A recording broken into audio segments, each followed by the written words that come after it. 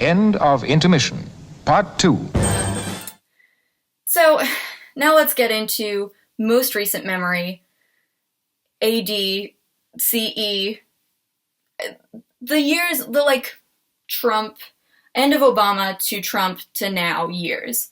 And my big gripes with how collective attitude, that's my most professional way of saying it, my gripes with how it has been framed, even on the left, over the last 5 years or so. So let's pull it all back together to what we're talking about, which is Justice Breyer stepping down and why he has made that choice and why it's a somewhat unique one and a further marker of a kind of new era. So we're looking at the current court composition, right? And frankly, the other branches, the executive and the legislative branches too. And we have a 6-3 conservative court based on a lot of tempestuous, brave new world decisions, where when Scalia died in the Obama administration, the court was erring liberal, and it was a totally different landscape. And so in that period, obviously, a lot of somethings have shifted. And suddenly we're looking at a conservative court, which will not change with Breyer stepping down.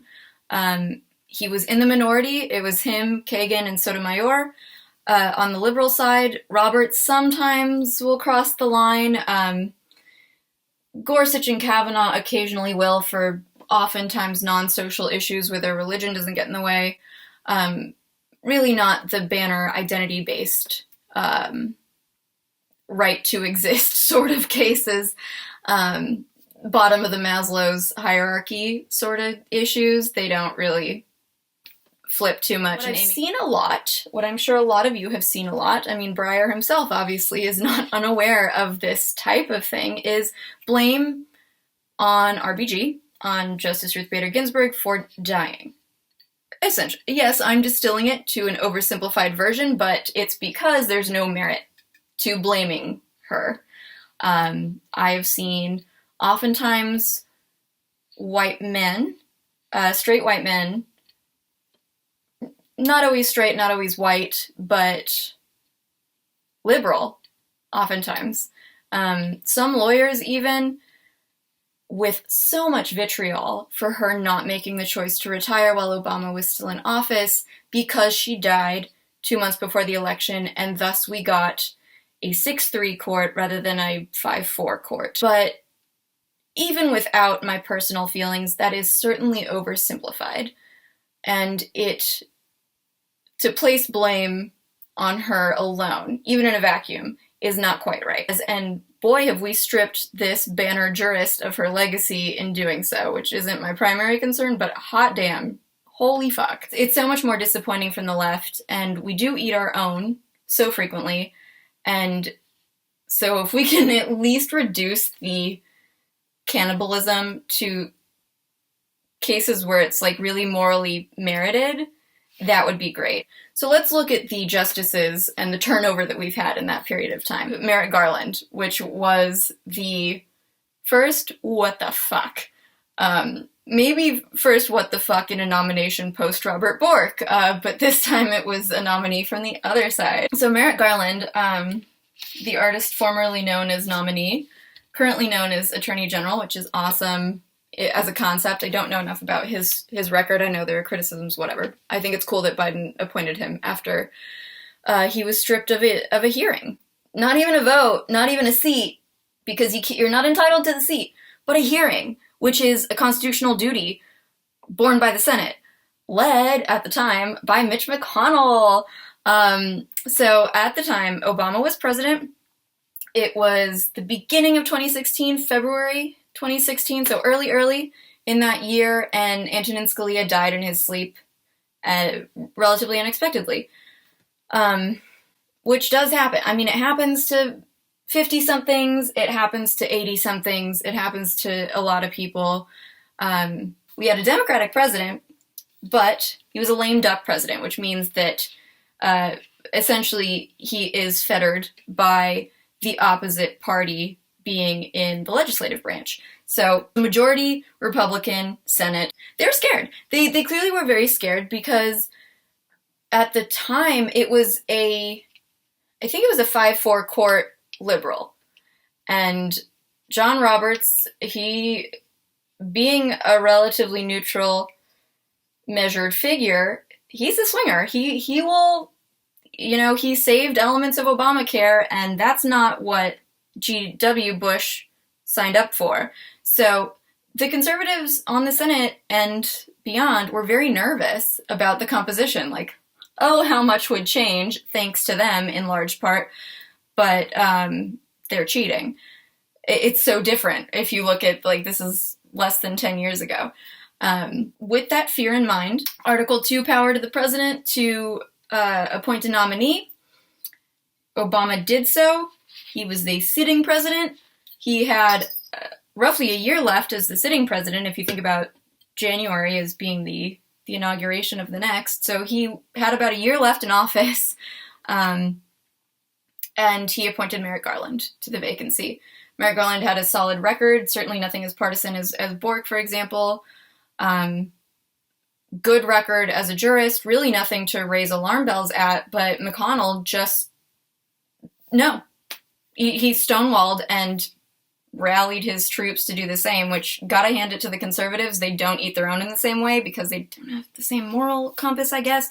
But also maybe we're a little self-righteous. It's not all morals.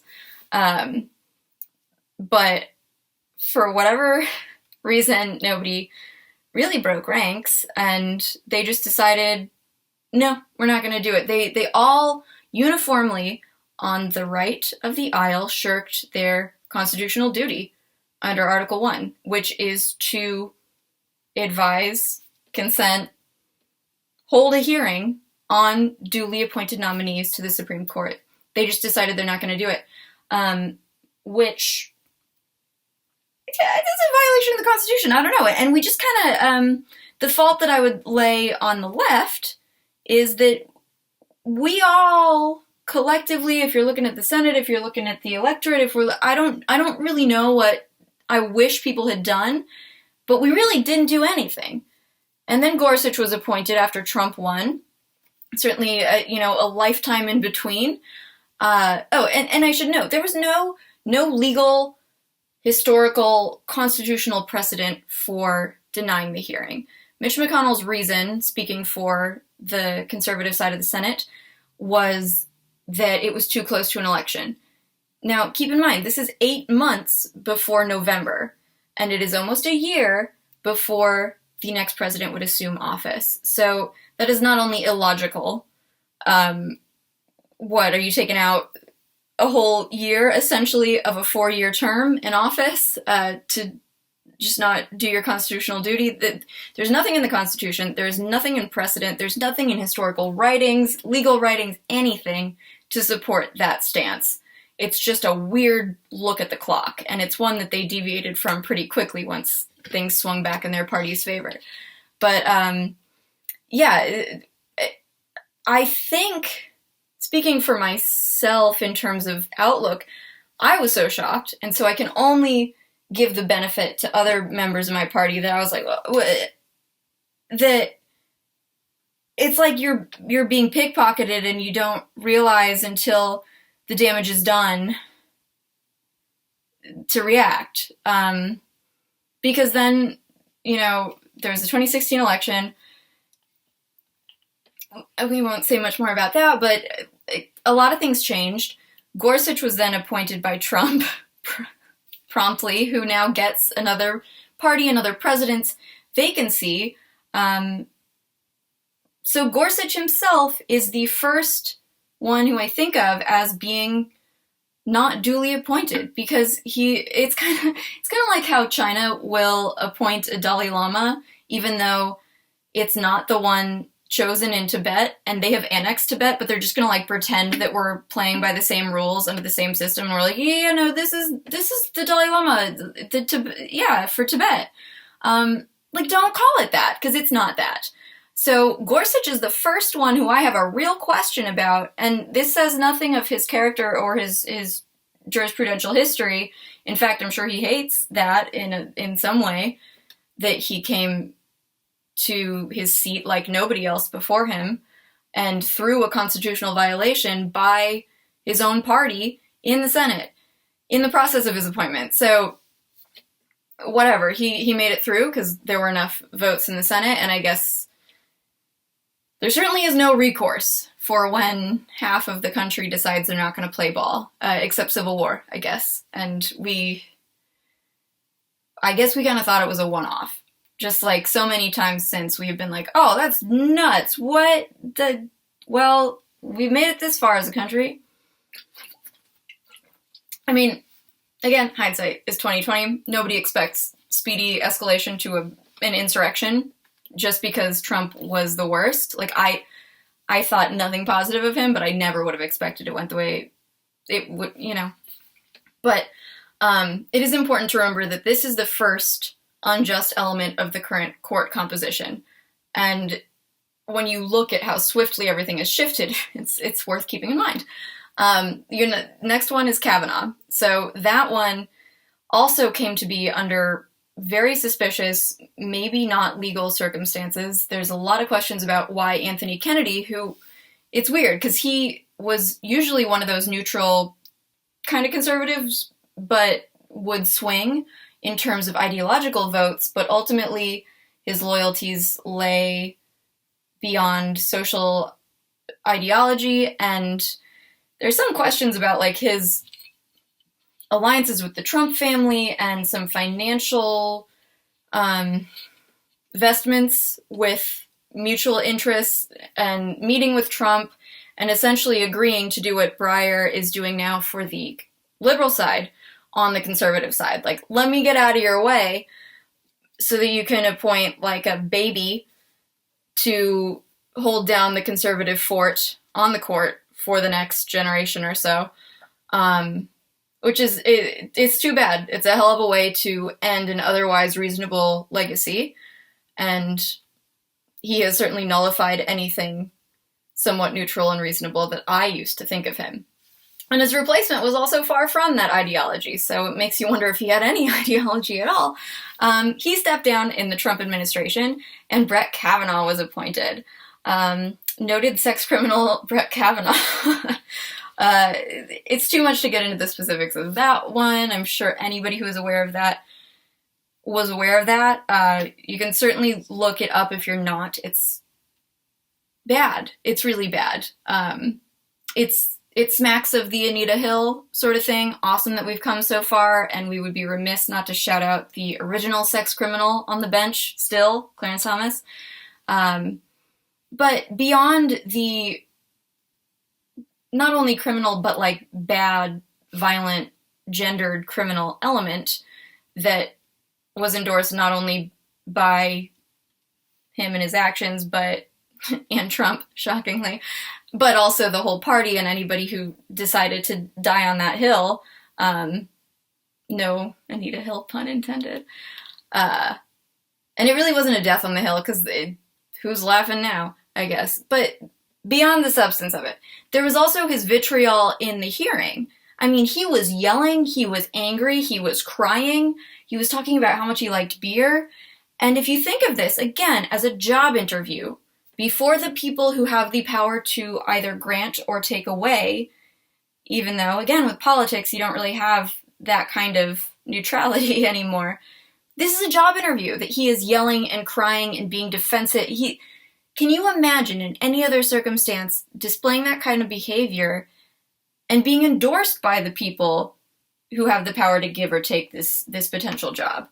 I mean, people were talking about freedom of speech and all this due process nonsense. This is the process, and the outcome potential of the process is that they don't give you the job that you're interviewing for. They did. So, shout out to Susan Collins and Lisa Murkowski and Jeff Flake of Arizona, who tended to be the more reasonable, professedly reasonable, and their voting records relatively more willing to pander to the liberal votes in their districts, whatever. they all voted for Brett Kavanaugh. There are also some questions now about the FBI investigation, because this also was a very rushed hearing. I think McConnell and his ilk and his party are very nervous about anything happening before they work their witchcraft. Oh, that's too kind. In any case, they pushed the hearing through very quickly. The FBI, did not have adequate time to investigate the claims, the very serious claims from multiple women. I mean, we only heard from one in testimony, but it was not an isolated incident. All of them credible. Hers certainly, Christine Blasey Ford certainly credible. But the FBI did not have great amount of time to look into it. Also did not interview the victims, and that was their own choice. When senators asked them to do their job and assist in the investigation, they told the senators that they did not have the authority to do so, even though they've done so in the past.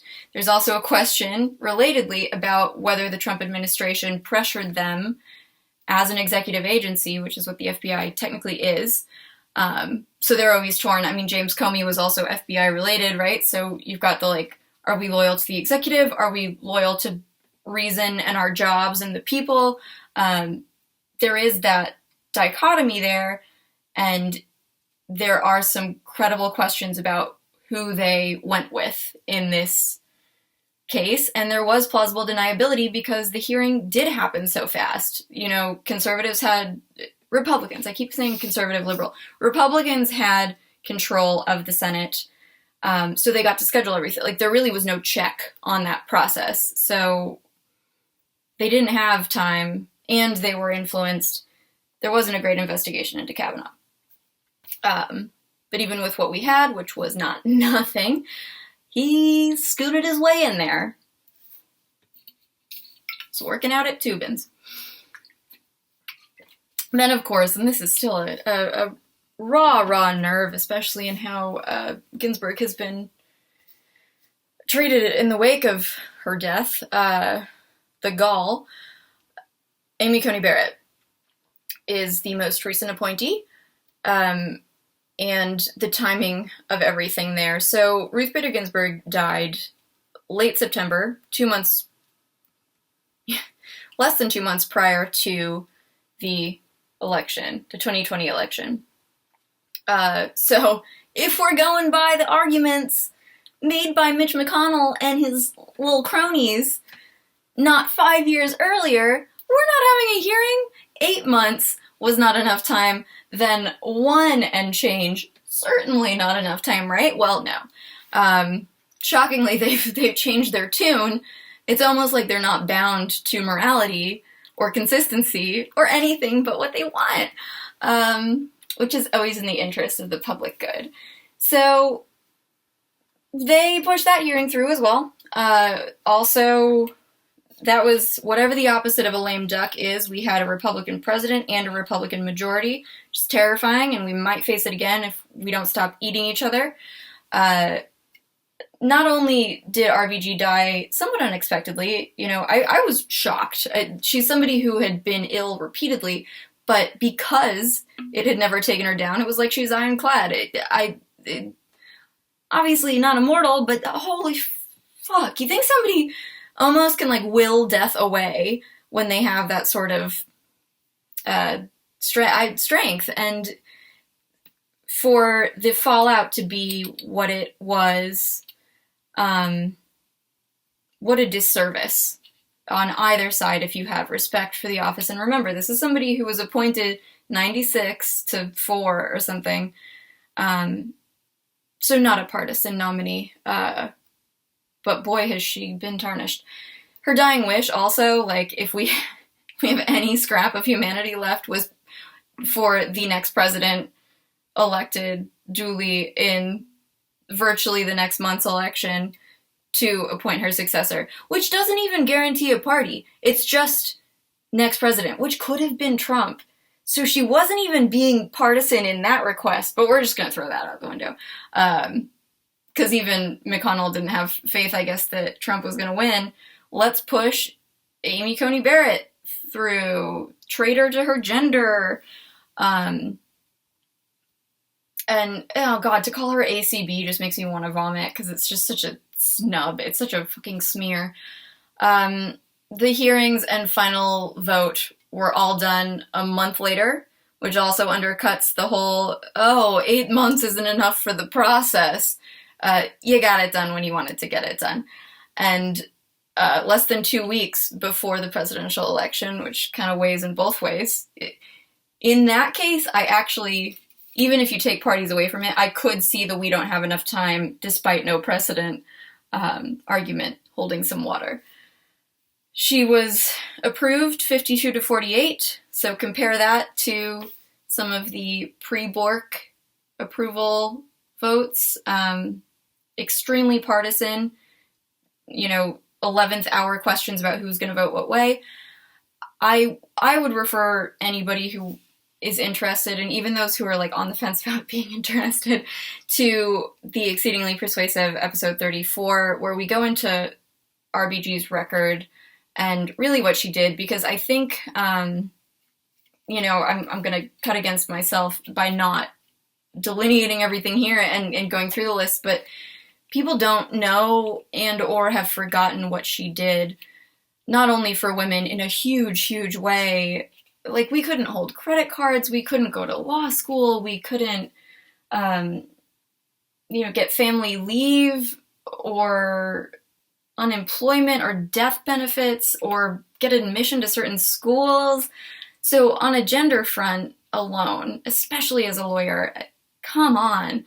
But also, racial equity, voting rights, healthcare access, prison reform, like everything that people care about, LGBTQIA shit, she is on the front lines aggressively, even when it's dissents that she's writing that will be used, hopefully, if morality ever wins, but in the way that sometimes, future courts, once shit has gone in the arc of moral justice, can refer to and be like, actually, this was good legal reasoning, and she found a way to support it in a sustainable way, in a way that's like baby steps but strong scaffolding.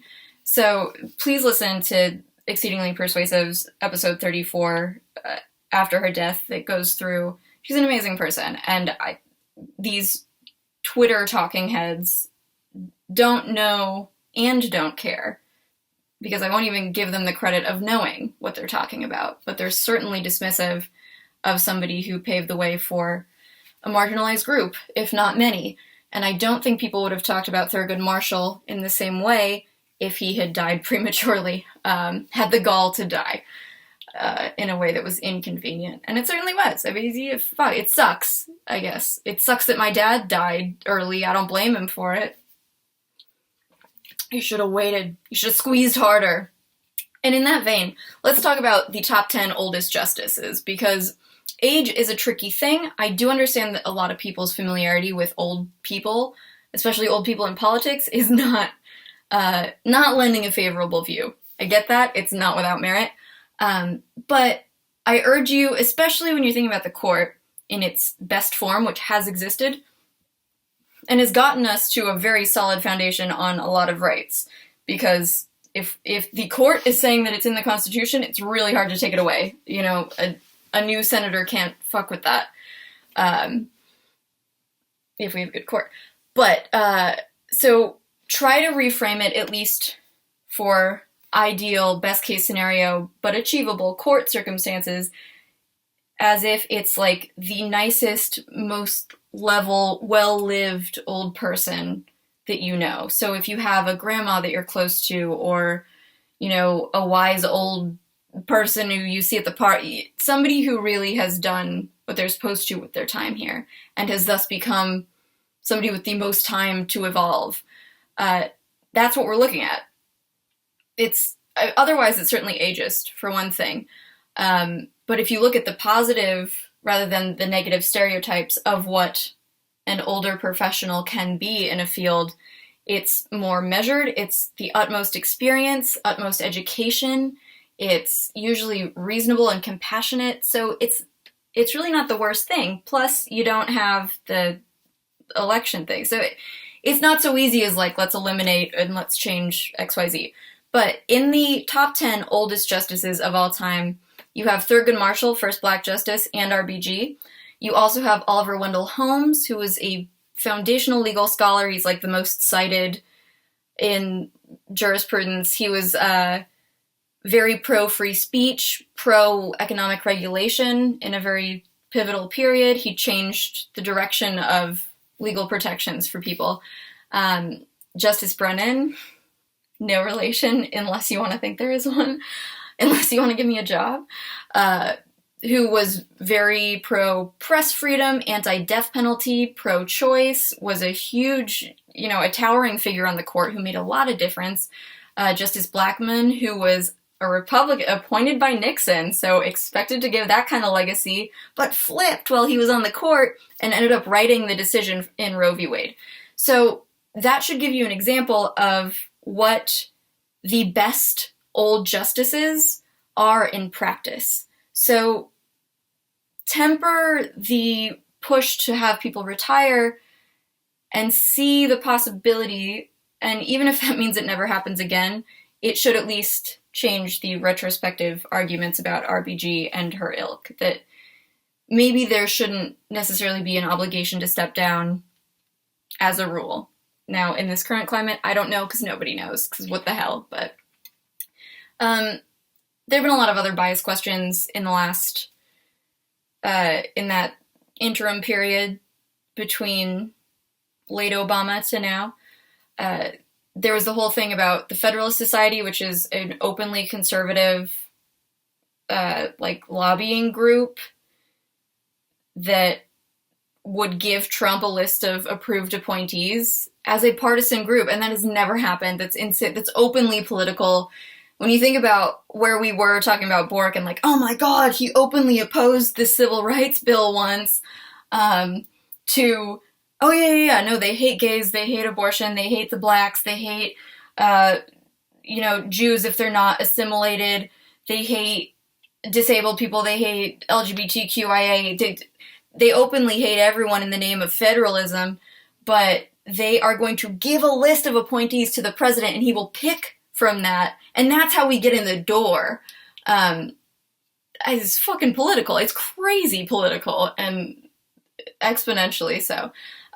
Clarence Thomas's wife, partners are always a tricky thing, but Clarence Thomas's wife, which he certainly is not without question to begin with, which puts him in a different league, but his wife is a conservative activist who now the latest thing is that maybe her group had something to do with funding people who were involved in the insurrection. That's tricky. Nobody's their brother's keeper, so to speak, but yikes, that's influence for sure. He's pillow talk, baby. I don't know. Plus, he sucks already, so damn.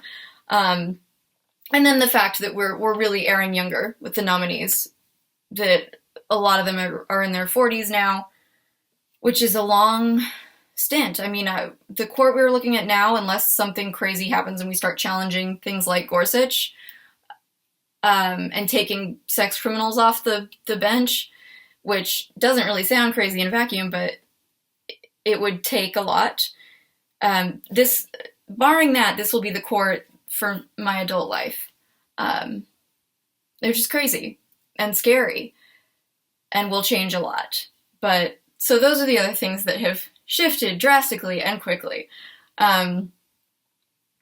Before we move totally off of RBG, just quick summary. We expected her in this logic to foresee her death, foresee Trump's election, which none of us did. These are unprecedented times, truly, even post-Garland. And then if we're going with that, any one of them, just because she's the one who died, why didn't Breyer retire then? Because they were both in their 80s.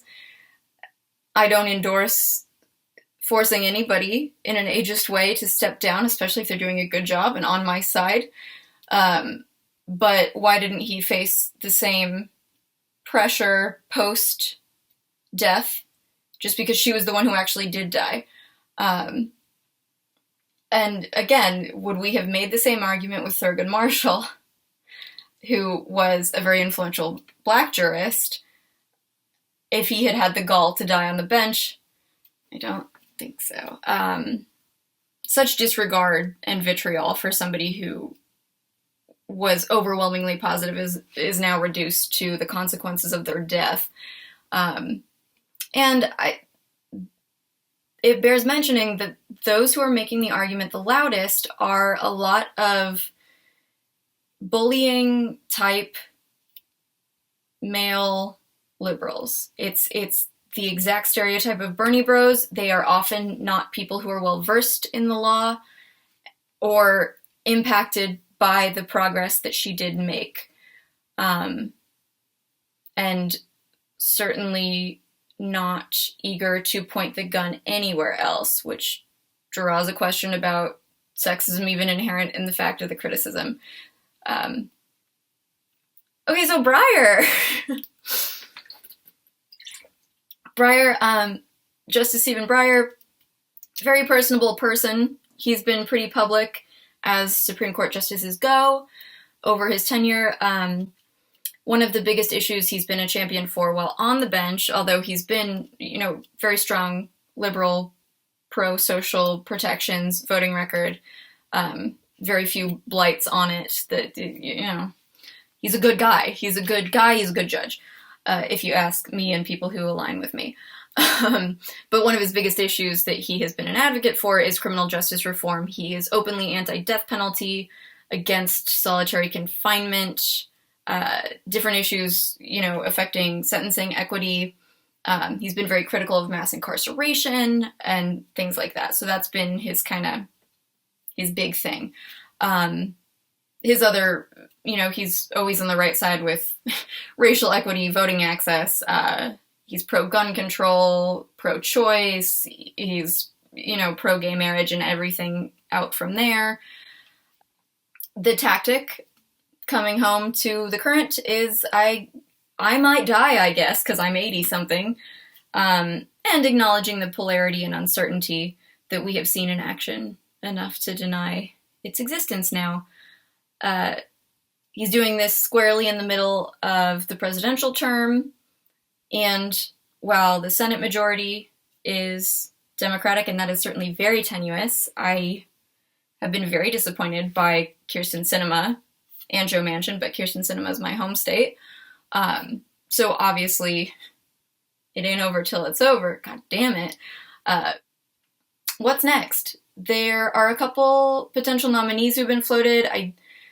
I don't know enough about any of them independently, so I'll wait till we know who it actually is to go in depth, but we do know that it will be a black woman. It'd be really cool if it was Anita Hill, but it won't be. It'd be so cool. Oh my god, can you imagine?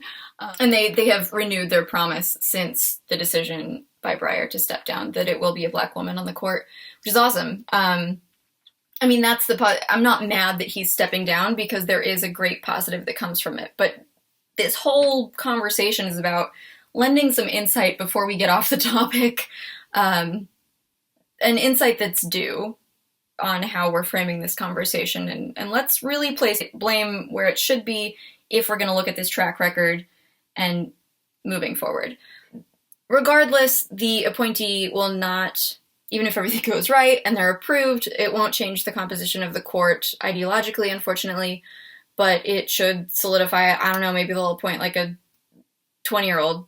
I don't know how Biden's going to deal with it age-wise, but it seems like they're more going by qualification, which is awesome, but it may be obsolete because Republicans are half of representation and they suck.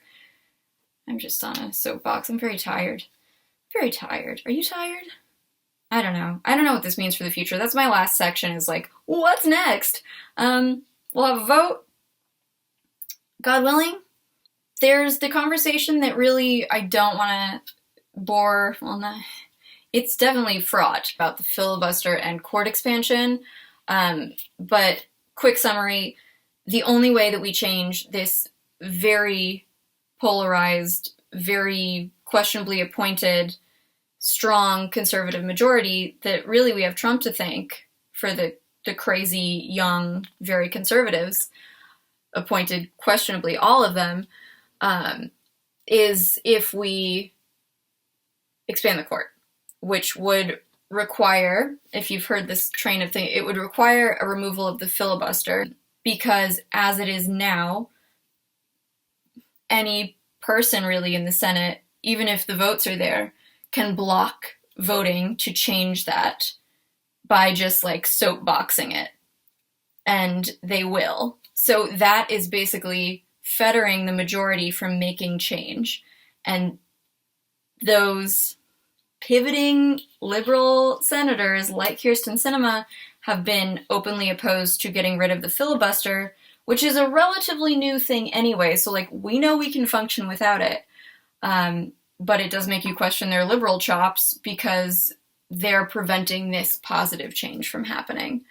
And really, it's not unjust to get rid of something that prevents any party from making significant change. But that's why the two issues have been connected, and that would be the next step. FDR expanded the court. I don't tend to like messing with the fabric of things unless it's absolutely necessary, because it makes shit too easy, and it just takes being on the wrong side of a cataclysmic society for that to get fucked up again. But I do think that this, look at where we are. I'm not saying play dirty, but I'm saying play rough if we need to, and we need to. So if that's coming from me, take it with the opposite of a grain of salt, because I'm loath to say that.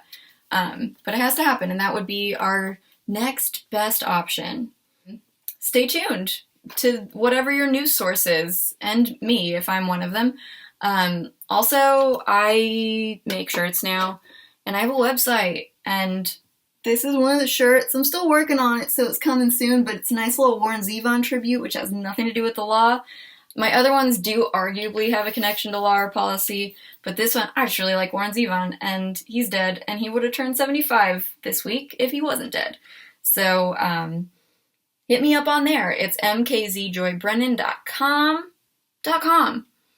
And I am at mkzjoybrennan on all the stuff. I think I'm going to start making TikToks, so if you're...